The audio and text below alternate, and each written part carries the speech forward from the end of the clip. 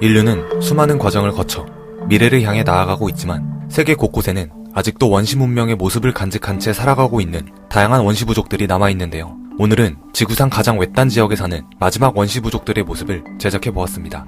첫 번째는 접시 부족이라고 불리는 에티오피아 무르시족입니다. 아프리카 대륙의 에티오피아에는 20여 개의 소수 부족이 살고 있는데요. 그중 무르시족은 지구에서 가장 마지막에 발견된 소수 부족 원주민으로 알려져 있습니다.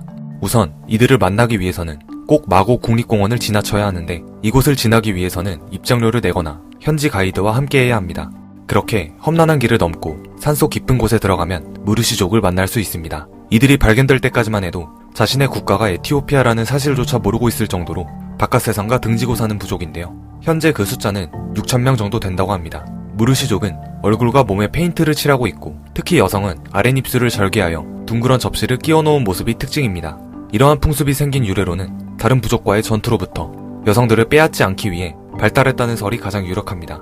무르시족의 접시 풍습은 현재까지도 계속 이어지고 있는데 여성들의 신체적 성장이 어느 정도 완성된 15세에서 16세가 되면 아랫입술을 절개하여 작은 접시부터 끼우기 시작합니다. 그리고 상처가 아물면 점점 큰 접시로 바꿔 끼우는데 가장 큰 접시의 경우 지름이 15cm나 된다고 합니다. 이 접시는 부의 상징이면서도 아름다움을 뜻하기 때문에 접시가 크면 클수록 더 매력있는 여자가 되어 가장 이상적인 신부감으로 선정되는 것입니다. 이들은 땅 위에 지푸라기로 엮은 작은 집에서 살고 있으며 바람과 동물의 침입을 막기 위해 입구는 굉장히 좁게 만든다고 합니다.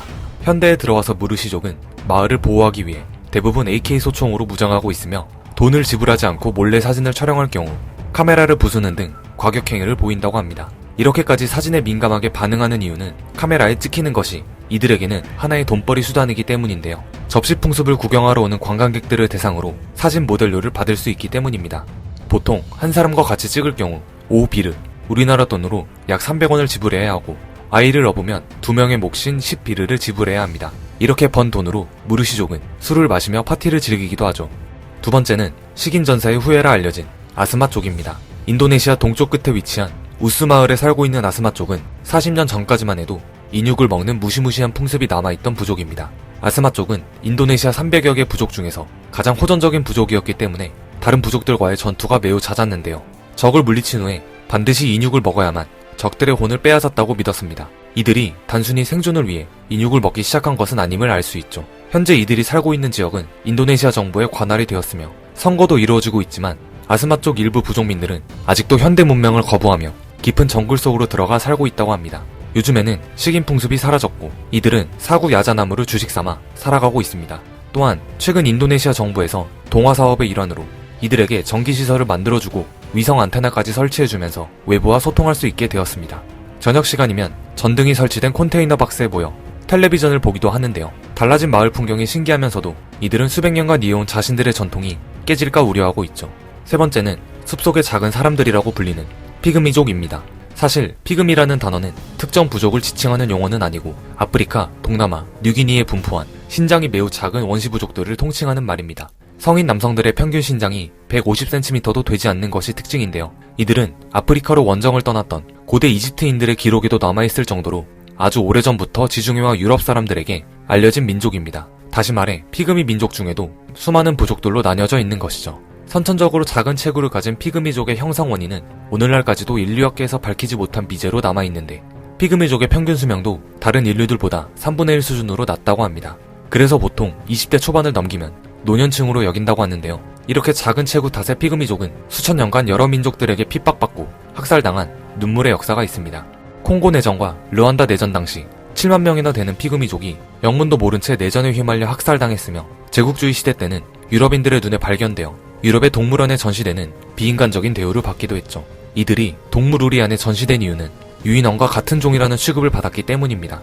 이렇게 갖은 순환을 겪은 피그미족은 박해를 피해 깊은 숲속에 들어가 자연과 하나 되어 살아가고 있는데요. 그러다 보니 병이 생겨도 약을 구하지 못하고 멀리 떨어진 병원에 가지 못해 쉽게 사망하는 일이 잦다고 합니다. 선천적으로 작은 체구로 태어난 탓에 수명도 짧고 질병에도 쉽게 노출되며 다른 민족과의 경쟁에서도 힘에 밀릴 수밖에 없는 피그미족은 부족의 대를 잇기 위해 여성 한 명당 평균 15에서 20명의 자녀를 낳는다고 합니다. 하지만 그마저도 높은 영아 사망률로 인해 대부분의 자녀들이 성인이 되지 못한 채 사망하여 인구 증가율은 그리 높지 않다고 합니다. 피그미족은 주로 정글 지역에서 살기 때문에 주로 수렵과 채집을 통한 물물 교환으로 생계를 유지하는데요. 특히 피그미족 남성들은 용감한 사냥꾼이라고 불릴 정도로 뛰어난 사냥 실력을 보유하고 있습니다. 피그미족 사회에서는 계급이 없으며 시족 단위로 평등하고 소박한 사회를 이루고 있습니다. 선천적인 악조건에 대해 불만을 가질 법한데 이러한 것들에 대해 피그미족은 어쩔 수 없죠. 신이 우리를 작게 만드셨으니까요. 라고 답하며 자연의 섭리에 순종하는 태도로 살아가고 있습니다. 원시부족들은 말 그대로 현대 문명과 분리되어 살아가기 때문에 부족의 문화를 직접 알리고 소개할 수도 없습니다. 소개는커녕 수천 년간 살아온 부족의 생활에 외부인들이 개입하는 것을 극도로 경계하는 경우가 많죠.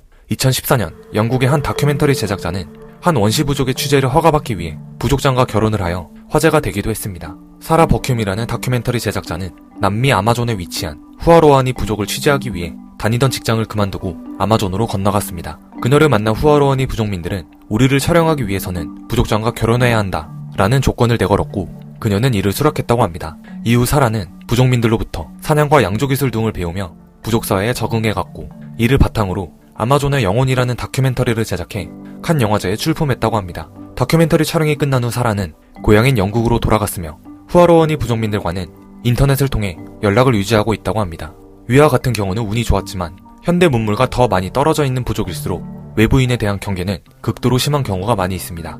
지금 소개해드리는 이 부족은 외부인이 포착되는 족족, 화살을 쏘거나 사로잡아 죽이는 부족으로 아직까지도 제대로 조사에 성공한 적이 없어 미스터리로 남아있는 부족입니다. 바로 센티넬 부족이죠. 현존하는 완벽한 원시 부족으로 알려진 센티넬 부족은 인도에서 동부로 멀리 떨어진 안다만 제도에 속한 노스 센티넬 섬에 거주하는 원시 부족입니다. 석기시대 원주민 원형 그대로 보존하고 있는 이들은 이 고립된 섬에서 6만 년 넘게 살고 있으며 외부인들을 극도로 적대하는 것이 특징인데요. 이 섬은 국제법상 인도의 영토로 분류되기 때문에 인도 정부는 1960년대부터 이들을 조사하기 위한 탐사대를 보내기 시작합니다. 그러나 아무것도 모른 채 섬으로 향하던 인도 조사팀을 맞이한 건 센티넬 부족의 화살 세례였습니다. 이후 탐사대가 지속적으로 해변에 코코넛, 바나나, 철기 등의 선물을 놓고 가자 원주민들의 태도가 잠시 호의적으로 변했고 마침내 1991년에는 탐사대가 상륙하여 원주민들과 접촉하는 데 성공했다고 합니다. 그러나 센티넬 부족의 문화와 언어에 대해 세밀하게 조사하지는 못했으며 간단한 생활 양식 정도만 조사했다고 하는데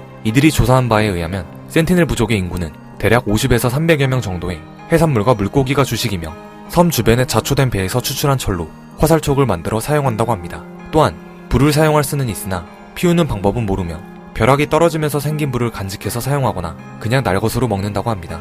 이렇게 점점 외부인에 대한 경계가 풀어지는 줄 알았으나 탐사대를 맞이한 건 딱 그때뿐이었고 현재는 배를 타고 섬 근처에만 접근해도 곧바로 화살을 쏜다고 합니다. 그러던 중 2018년 센티넬 부족에 대한 소식을 들은 중국계 미국인 존 앨런 차우는 문명과 담을 쌓은 이 부족에게 선교를 하기 위해서 홀로 인도로 떠나는데요. 이 섬에 대한 출입은 당연히 불법이었지만 존 앨런 차우는 섬 인근 지역의 어부들을 포섭하여 인도 해군의 경계망을 피해 들어갔고 섬 근처까지 접근하는 데 성공합니다. 그러나 악명 높은 센티넬 부족의 화살 세례가 무서운 어부들은 섬 상륙에는 거절하며 돌아가게 되고 그는 3번의 시도 끝에 홀로 카약을 타고 섬에 내리게 되죠. 해변에 상륙한 그는 당연히 현지 원주민들에게 발각되어 그대로 사살되었고 시신은 아직도 섬에 있다고 합니다. 명백히 불법을 저질러 섬에 들어갔기 때문에 미국은 자국민인 존 앨런 차우의 죽음에 대한 책임을 묻지 않았고 인도 정부 또한 그를 몰래 도와준 인근 어부들만 처벌하는 것으로 사건을 마무리 지었다고 합니다. 이렇듯 센티넬 부족은 외부로부터 완벽하게 격리되어 석기시대의 생활상을 그대로 보존한 채 살아가고 있습니다.